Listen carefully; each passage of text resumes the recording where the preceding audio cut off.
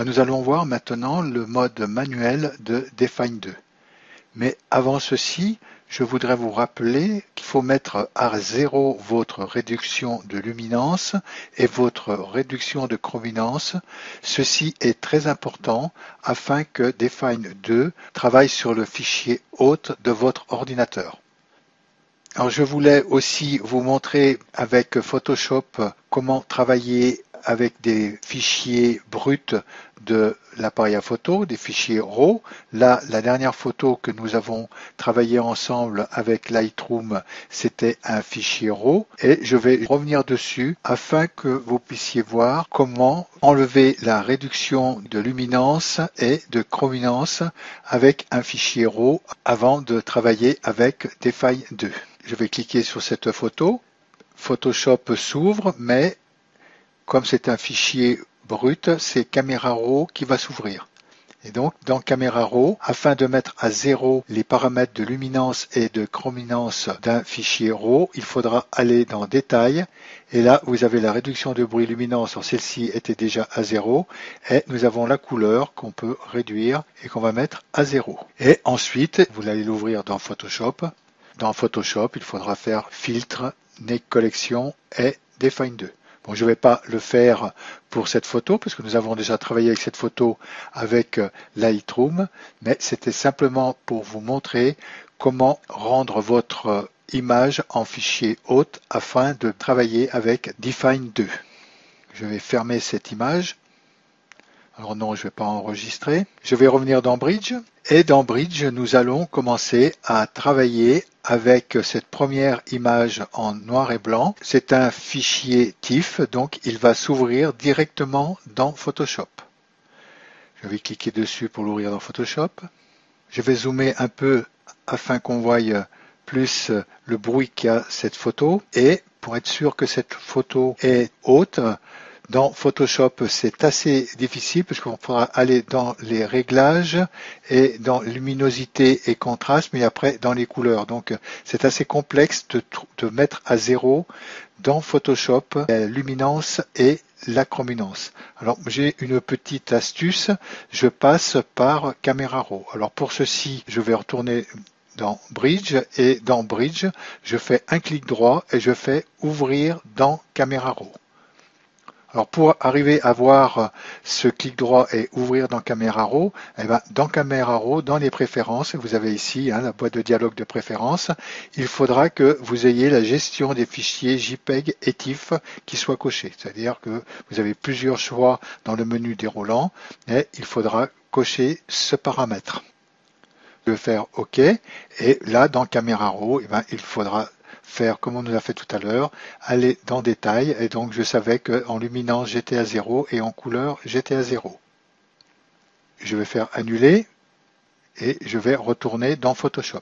Dans Photoshop, nous allons ouvrir Define 2 pour travailler en mode manuel avec cette photo. Clique sur Define 2. Et on voit que Define 2 m'a tout de suite appliqué la méthode automatique. Alors pour passer en méthode manuelle, je clique sur le triangle de la boîte de dialogue et j'ai le mode manuel. Je vais rester en mode automatique parce qu'il suffira de bouger un carré d'analyse qu'il a fait pour qu'on passe en mode manuel. Vous voyez, je bouge légèrement le carré d'analyse et on voit qu'il m'a mis tout de suite en mode manuel. Avec ce mode manuel, nous allons avoir deux possibilités de travail sur nos photos. Soit on va pouvoir travailler avec des points de contrôle, soit on va pouvoir travailler par les couleurs pour enlever le bruit sur nos photos. Vous pouvez aussi en mode manuel, lorsqu'il a fait son analyse automatique, rajouter des rectangles d'analyse afin de peaufiner le réglage qu'il a fait. Je peux rajouter, mais toujours sur des zones à plat. Il ne faudra pas rajouter des points entre deux nuances de l'image. Par exemple, entre ce gris qui est ici et ce blanc qui est en haut. Là, je vais rajouter un point sur le t-shirt. Je fais mon petit carré de contrôle et j'ai rajouté ce point sur ma photo. Je pourrais rajouter le nombre de points que je voudrais. Là, c'est lui qui a créé ce petit point. Je pourrais éventuellement l'agrandir si je le souhaite. Ensuite, on voit que le profil doit être mis à jour. Je vais cliquer sur ce bouton pour mesurer le bruit. Il va mesurer le bruit et le profil manuel est appliqué et il m'a appliqué le nouveau profil avec les carrés d'analyse que je viens de lui donner. Ensuite, nous allons travailler avec les points de contrôle. Pour ceci, je vais cliquer sur le bouton réduire. La méthode qui vient en premier, c'est point de contrôle et la méthode qui vient ensuite, c'est plage de couleur. Alors nous allons travailler avec les points de contrôle sur cette image et nous travaillerons avec les plages de couleur sur une autre image parce que bien sûr, cette image est en noir et blanc. Le bruit de contraste, là, il faut que je le remette à 0 si je veux travailler comme il faut. Donc il me l'a remis parce que je vais travailler avec les points de contrôle. Et je vais pouvoir faire des points de contrôle positifs et des points de contrôle négatifs. Ce que je vais souhaiter faire sur cette image, c'est enlever le bruit autour de ce visage et sur le t-shirt et laisser le bruit qu'il y a sur l'arrière-plan de cette image. Pour cela, je vais faire un point de contrôle positif et je vais le positionner sur le front de cette personne. Sitôt que j'ai positionné le point de contrôle positif, je vais pouvoir le régler comme on avait fait jusqu'à présent, la grandeur du point de contrôle ou le déplacer. Le mettre comme ceci. Je vais pouvoir travailler sur le bruit de contraste. Alors le bruit de contraste, c'est le bruit de luminance. Alors, je vais pouvoir réduire le bruit de contraste ou sinon l'accentuer un peu plus. Donc je vais mettre ce bruit de contraste un peu plus à 180. Oui, donc on voit déjà que mon visage s'est bien éclairci. Le bruit de couleur, j'ai pas de couleur, donc je vais pouvoir le mettre à 0. Et avec ce point de contrôle, je vais pouvoir en faire d'autres sur cette personne. Jusqu'à présent, quand je travaillais avec ces points de contrôle, il suffisait que je saisisse un point de contrôle. Là, il est saisi, que je fasse CTRL-C au clavier et que je refasse CTRL-V pour le coller. Et là, vous voyez que ça ne fait rien du tout. Define 2 ne prend pas cette touche de raccourci. Donc pour faire les autres points de contrôle, on sera obligé de cliquer sur dupliquer. Et là, il m'a dupliqué mon point de contrôle. Et ce point de contrôle qui m'a dupliqué, je vais pouvoir le descendre plus bas sur le visage. Peut-être je vais réduire le rayon pour pas trop aller à l'extérieur. Là, je vais le ramener ici, voilà. Comme ceci. Puis là, je vais le dupliquer, je vais en faire un autre là juste sur les cheveux. Donc je duplique ce point de contrôle. Je vais l'emmener là sur l'autre partie du visage. Je vais peut-être encore réduire peut-être le rayon. Voilà, et le ramener plus près d'ici. Donc ça va nous faire 3 points de contrôle que j'ai posés sur ce visage. Je vais en poser d'autres dessous, mais ce que je voudrais, c'est faire un masque pour voir ce que j'ai fait sur ce visage. Et vous voyez que là, je n'ai pas de masque pour travailler avec mes points de contrôle. Alors pour avoir les masques, il faudra que j'aille dans le bouton mode et cliquer sur le triangle afin d'ouvrir le menu déroulant. Et là, je vais avoir les masques. Donc j'ai le masque de bruit de contraste et le masque de bruit de couleur. Le masque de bruit de contraste, c'est le masque de bruit de luminance. Et en cliquant dessus, je vais faire mon masque de bruit de luminance que j'ai sur cette photo. Donc je vois que j'ai mis un point ici, un point ici. Donc là, j'ai un traitement qui se fait toujours en cours, comme on avait vu tout à l'heure. Alors, avec ces points de contrôle, ce que nous pourrions faire, c'est bloquer à l'endroit où on veut voir ce qui se passe sur la loupe. Alors, sur la loupe, nous avons une épingle. Je clique sur l'épingle de la loupe. Je viens sur la partie du visage où je voudrais voir le avant-après sur la loupe. Donc, je vais voir sur ces cheveux qui sont dessous, là. Voilà, donc j'ai posé ma loupe sur les cheveux et là je vois l'avant et l'après. Alors si je reprends un autre point de contrôle, je vais dupliquer celui-ci, donc je clique sur ce point de contrôle, c'est le point de contrôle 2 qui a été saisi, je fais dupliquer et je vais ramener ce point de contrôle sur l'autre partie des cheveux. Je vais avoir toute cette partie du visage où la réduction de bruit va s'opérer. Et je vois que dans la partie, j'ai l'avant et l'après. je pourrais débloquer la loupe. Maintenant que j'ai débloqué la loupe, je vais la rebloquer et je vais pouvoir la remettre à un autre endroit différent. Le système est assez simple hein, avec cette loupe. Vous cliquez sur la loupe, elle est débloquée. Quand vous voulez remettre un autre point, vous cliquez dessus et vous mettez un autre point, par exemple ici sur le t-shirt. Et là, j'ai le bruit qui est sur le t-shirt actuellement. Donc, je n'ai pas travaillé sur la luminance parce que j'ai pas mis de point de contrôle encore et je vais mettre un point de contrôle sur le t-shirt. Alors, je pourrais éventuellement faire un nouveau point de contrôle, mais je préfère dupliquer un de mes points de contrôle que j'ai ici.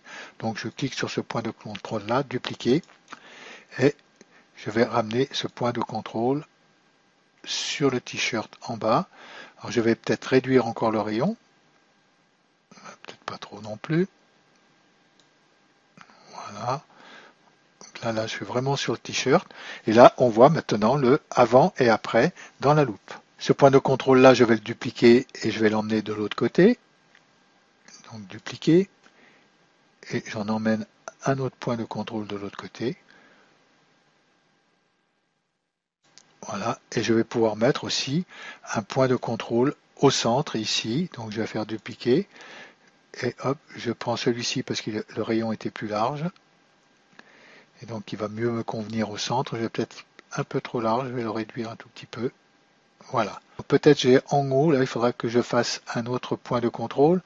Je vais dupliquer de nouveau celui-ci, dupliquer, et je vais l'emmener en haut. Voilà pour ce qui est déjà de ce visage. Alors je vois que ça a débordé un tout petit peu de chaque côté. Je vais pouvoir faire des points de contrôle maintenant négatifs. Je clique sur le point de contrôle et je vais faire un point de contrôle négatif ici. Alors comme on voit, en point de contrôle négatif, eh ben, bruit de contraste, je suis à 0 et bruit de couleur, je suis à 0. Donc je vais pouvoir déjà agrandir mon point de contrôle que j'ai ici. Alors, je vais régler le rayon que j'ai ici pour aller juste où c'est que je souhaite aller, comme ceci. Celui-ci, je vais le dupliquer et je vais le mettre un autre de l'autre côté, de façon qu'on retrouve, je retrouve mon bruit que j'ai derrière. Voilà.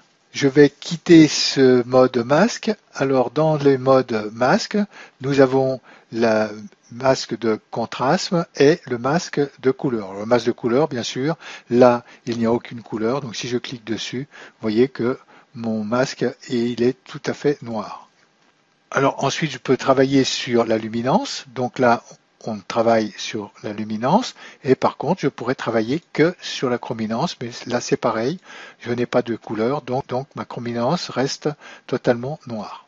Je pourrais avec ce menu déroulant aussi travailler avec les rouges, les verts et les bleus, mais ça on va voir cela avec les plages de couleurs. Et je vais repasser en mode RGB pour voir le travail que j'ai fait sur cette photo. On voit que le visage est totalement débruité, le t-shirt aussi, et que l'arrière-plan reste bruité.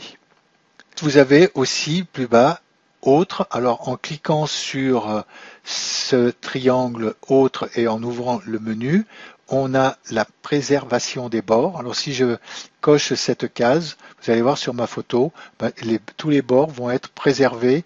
Comme là j'ai laissé le bruit autour des bords, peut-être que ça ne va pas tellement faire d'effet. Oui, vous voyez, ça n'a presque aucun effet.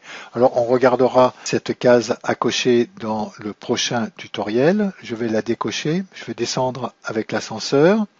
Nous avons la réduction des parasites, des JPEG. Alors là, nous sommes avec un fichier TIFF. Alors, je pense aussi que ça ne va pas faire grand-chose. Nous regarderons cette case à cocher aussi avec le prochain tutoriel, et nous avons le déparasitage vertical et nous avons le déparasitage horizontal en cliquant sur horizontal et en cliquant sur vertical. Et nous pourrions aussi traiter le pourcentage de ce déparasitage. Mais là aussi, ça n'a pas beaucoup d'incidence.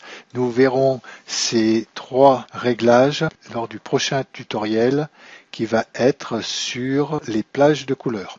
Alors bien sûr, comme dans les autres interfaces que nous avons vues, si on clique sur OK, on va enregistrer notre image dans Photoshop et il n'y aura pas de masque qui va être créé. Et si on clique sur le pinceau, on va pouvoir retravailler avec le masque que va nous faire Define 2. Je vais faire ici OK pour regarder dans Photoshop le résultat. Donc là, il est en train de ressortir la photo. Je vais fermer cette photo qui est ici, et ça nous laisse la photo que nous venons de réaliser avec Define 2 et on voit le résultat de avant-après. Quand j'arrête celle-ci, vous voyez qu'on a toujours le bruit qui est derrière la photo, mais que tout le visage est débruité. Et ben, je vous dis au prochain tutoriel qui va être sur le mode plage de couleurs avec Define 2. Si ce tutoriel vous a plu, n'hésitez pas de cliquer sur la main j'aime ce contenu en dessous de cette vidéo. Et si vous ne l'avez pas encore fait, abonnez-vous à la chaîne, vous serez ainsi averti des nouveaux didacticiels mis en ligne. Afin de suivre cette formation à votre rythme, vous pouvez vous inscrire sur www.tutophotogLR.fr. Ceci est gratuit. Vous aurez ainsi votre page et vous pourrez télécharger ou voir directement sur le site cette formation avec ses fichiers sources. N'hésitez pas aussi à vous abonner à la newsletter. Vous recevrez un mail par mois qui vous informera de toutes les nouveautés qu'il y a eu sur le site le mois précédent. Téléchargements, tutoriels, ateliers et autres événements sur la photographie. Je vous dis à bientôt sur Tuto Photo.